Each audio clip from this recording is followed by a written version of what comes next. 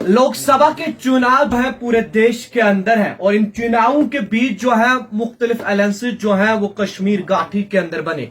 सबसे पहले हमने देखा पीएचडी, उसके बाद हमने देखा कि नेशनल कॉन्फ्रेंस और कांग्रेस के बीच जो है एक अलायंस होगी जिसमें सीट शेयरिंग होगी। मगर यहां सोर्सेज का यह भी मानना है भाजपा, पीपल्स कॉन्फ्रेंस, जम्मू कश्मीर अपनी पार्टी और गुलाम नबी आजाद की डेमोक्रेटिक प्रोग्रेस आजाद पार्टी जो है वो भी एक अलायंस बनाएंगे। सब पे बातचीत के लिए मौजूद है सोफी यूसुफ। काफी लंबे अरसे के बाद सर आपने टाइम दिया, टाइम देने के लिए शुक्रिया। बहुत बहुत शुक्रिया आपका। सर अलायंस जो है आप लोगों की भी बन रही है, तो आपको लग रहा है कि अलायंस से जो है भाजपा को फायदा होगा? देखिए, हमारे पूरे देश में एनडीए के साथ हम हैं, एनडीए हमारे साथ है, हमारे साथ बहुत सारी पार्टियां जो हैं। आपने देखा होगा कि हमारा नारा है 370 हम अपने बलबूते पे, और एनडीए को साथ लेके 400 से पार।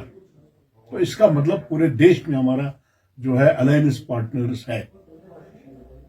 तो अभी जो आपने बात की है कश्मीर के बारे में, देखिए हमारा पार्लियामेंट्री बोर्ड होता है, स्टेट में भी होता है और उसके बाद सेंटर में भी होता है।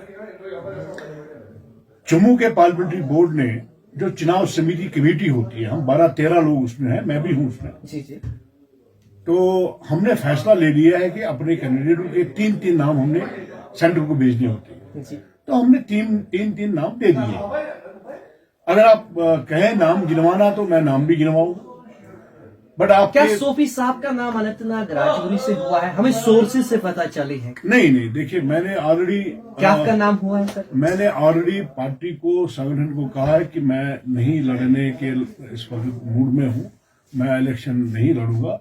मेरे पास जब मेरे फादर साहब की डेथ हुई थी तो उसके बाद मेरे पास दिल्ली से टीम आया था, तो मैंने कहा कि हमारे बीच में हमारे फेमस नेता रविंद्र रैना जी हैं, रविंद्र रैना जी के लिए हमने वोट किया था। अलबत्ता मेरी कहीं बात नहीं है, जो पार्लियामेंट्री बोर्ड में पैनल गई है वो 3 नाम गए हैं जिसमें मेरा नाम नहीं है। अब आपने कहा कि अलायंस पार्टनर जो आपके बन रहे हैं, देखिए हमारा भारतीय जनता पार्टी के कार्यकर्ता का दायित्व ये होता है, जो शीर्ष नेतृत्व हमारे बड़े लीडर कहेंगे हमें उसके ऊपर अमल करना होता है।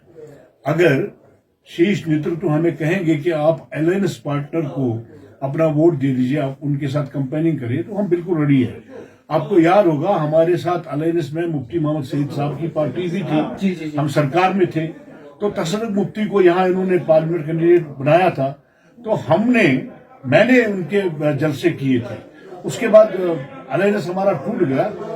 जो दिल्ली वाले नेता हमें आदेश करेंगे, हम उस आदेश के ऊपर अमल करते हैं। सोफी साहब, लोकसभा के चुनावों का जो है मौसम है पूरे देश के अंदर, जम्मू कश्मीर के अंदर भी ये चुनाव होंगे, तो क्या जो बीजेपी कश्मीर यूनिट है, खासकर कश्मीर यूनिट, क्या आप लोगों की मांग रहेगी ईसीआई से कि लोकसभा के चुनाव के बाद जब अमरनाथ यात्रा कंप्लीट होगी तो यहाँ पे जो है with in short period of time जो है असेंबली के चुनाव कराए जाए, ताकि लोग अपने रिप्रेजेंटेटिव चुने, उनको जो है दर दर के ठोकरे में खाना हमने पहले ही, जब भी चीफ इलेक्शन कमिश्नर आया था, बहुत सारी पार्टियां उनसे मिली हैं, भारतीय जनता पार्टी के भी नेता उनसे मिले।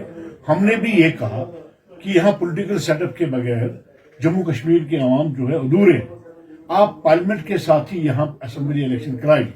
बट उन्होंने सिक्योरिटी रीजन, जो एजेंसियों ने कहा कि एक कॉन्स्टिट्यूंसी में 10-10 कैंडिडेट खड़े हो जाते हैं, 10-10 पार्टियों के, तो उनको सिक्योर करना ये बस की बात नहीं है। तो पार्लियामेंट इलेक्शन के बाद जल्द ही असेंबली इलेक्शन होंगे। हमने ये मान लिया है कि जूनी पार्लियामेंट इलेक्शन होंगे।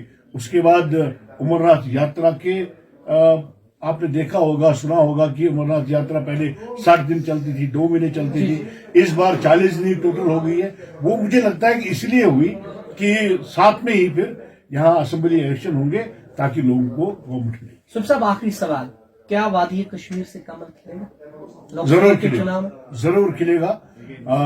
साउथ कश्मीर की सीट हमने ये मान के चले हम कि अगर बीजेपी का कैंडिडेट यहाँ लड़ेगा साउथ कश्मीर से अपने सिंबल पे, कमल के सिंबल पे, तो बीजेपी यहाँ से जीत सकती है और नरेंद्र मोदी जी की झोली में एक सीट जा सकती है।